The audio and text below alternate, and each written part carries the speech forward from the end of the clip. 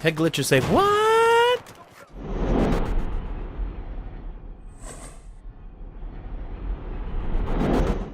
Hello YouTubers, my name is X Factor. This is Battlefield 4 Conquest Domination on Dragon Pass. The first time I played this, I'm not a big Domination player. I primarily play Conquest, Obliteration, and then Rush in that order. Sprinkle in some Domination when I'm working on weapon unlocks or getting a feel for a weapon or the attachment combinations, because you get in a high amount of gunfights per minute and a bunch of different angles, and learning different maps is always a good thing. Something you're not familiar with to see how a weapon really performs. So we've got the MG4 bullet hose, and the one thing I really like about this map is all the different areas.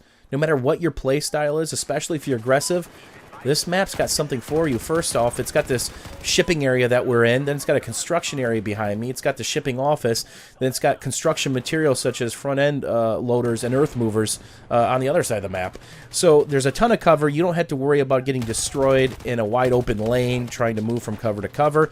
But it does have the open lanes on the outside. And of course, there's a couple drives in the middle. And as you see me spawning in again on the outside. So whenever using the MG4, there's two different ways I like to shoot this gun. And it mostly revolves around quick burstings of 5 to 7. But let's talk about the footwork. When I think I've got a wide open shot in a guy and I'm not in danger from any other angle, there's a Jesus nade. And I'm going to catch somebody on the other line looking to be saved. I stand still. I stand perfectly still, aim down sight, ADS, and try to shoot them in the face, much like that. Now, if I think I'm under threat, or the target sees me, or I think a secondary or third target's going to be coming out of an angle someplace, I'm going to strafe a little bit. I'm going to really rely on that suppression mechanism, and I'm not sure how that didn't kill that guy. It's a barbecue up there, a Brazilian barbecue. But obviously got to rely on the power of the bullet hose to get that job done. So here I go to the earth mover construction site, and it gives you this little hole that you can burn in. This is a great spot because you can literally go prone. You can crouch here. There is so much cover from the primary angles in which they spawn at. I don't believe anybody's going to spawn behind you, especially when you have this flag cap. So you've got about this 170, 160 degree angle that you can worry about bad guys coming from, including the construction zone, which is just a catch-all for nades. I mean, look at all these angles that nades can just bounce, land in your face, and you can catch them with your teeth. Not to mention there's different windows and head glitch spots and all these different angles that the bad guys can come from. If you like clusterfuck moments and chaos, this is definitely the flag for you. The people attacking that flag or coming back to rescue that flag definitely have the advantage. It's literally like shooting fish in a barrel. There's just too many different close quarters, closed off, hiding spots to really worry about. Your head's got to be on a swivel, and even then, that's probably not going to save your bacon most of the time. So, not learning my lesson yet, I'm going to work back into that construction zone and pay the price trying to chase a kill. And that's what happens sometimes when you try to chase kills.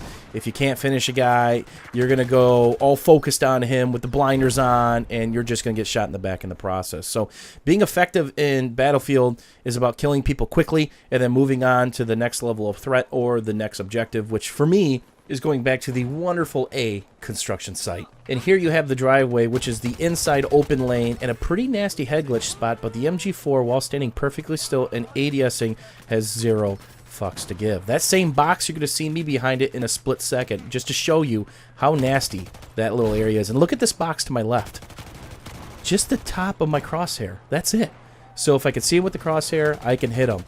That is a nasty little spot, and those boxes are all around, but that one's not too bad. The ones in the open lanes are really bad. So if you see somebody playing those, just make sure you try to get your flank on and take away their little hiding spot, because again, the only thing you're going to see from that is basically their head if you come straight on. And if they're engaging you and you're suppressed, you're probably not going to win that gunfight because they've got the whole body to shoot at and you've just got their dome piece to shoot at. Here you see me playing a little bit of mind games with the C4s, but the dot disappeared on the minimap. If I would have had the Pokeballs, which I might do the next round I play this, the mind games that you can play with the sandwiches and C4 could be absolutely intense. Tossing them around corners as people start to rush you, maybe flash your shoulder, get them to see you, and then get them to chase you. Meanwhile, they're on the mini-map, and you've got the ultimate surprise in your hand.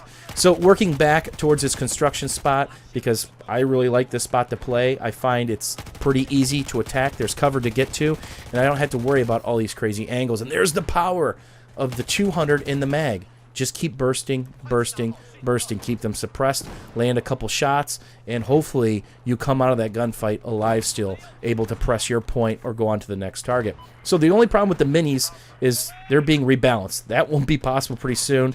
That was a V40 Jesus nade on somebody's head, and there's another hit marker. Alan Kurtz talked about rebalancing these very quickly, along with the attack helicopter, the scout helicopter, and several other things. So it might be back to the stock grenades once that's done, because the minis, they have a very light flight mechanic right now, but they also detonate in the air if you throw them too high. They actually don't land. So you got to be careful with that. But again, that construction site's such a catch-all. No matter what your grenade is, unless it's an impact, just throw it that way. Chances are it's going to bounce off a wall and really hurt somebody or knock all their teeth out. The only painful thing about this LMG is the reload, but you can quick switch. See what I did? I switched to my pistol and then back to my primary. That knocked out that whole mechanic of reloading where my arm's going to pull it back and rechamber around. So that helps lessen the reload time.